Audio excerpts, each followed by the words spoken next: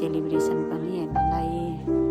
यसो कासको बिहेको त्यहाँ पनि डुल्यौँ अनि त्यहाँबाट चाहिँ गयौँ, कन्सर्ट भइरहेको रहेछ त्यहाँनिर ऐन्तामिन्तो अगाडि। सेलिब्रेसन चाहिँ यता भन्ने त्यो फुटबल खेल्ने स्टेडियमबाट चाहिँ निक्लिएर अनि 6:30 बजे चाहिँ आइपुग्दो रहेछ। हामी चाहिँ 4 बजीदेखि 2.5 घन्टा उभिएर त्यत्तिकै बसिरह्यौँ सबजना मान्छेहरूसँगै।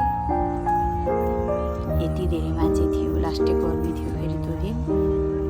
सबजना गीत गाइरहेका, हाँसिरहेका, हामी पनि सँगसँगै लागेर हेरेर बसेर नाचेर रमाइलो गरेर बुफान्दा हल्लाउँदै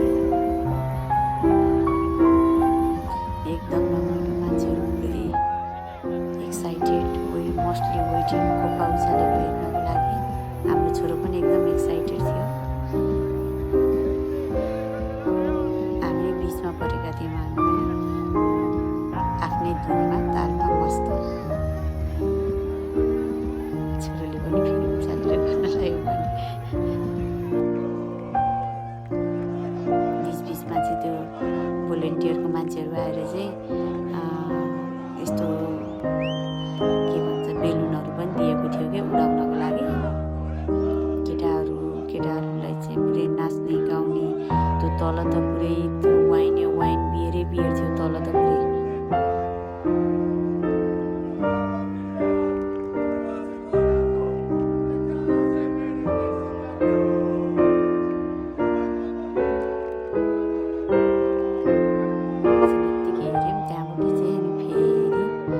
नन स्टप भएको भयो नाच्ने गाउने होइन। हामी चाहिँ त्यहाँबाट चाहिँ हेर्दै लगभग 6 बजिसकेको थियो यतिखेरसम्म चाहिँ।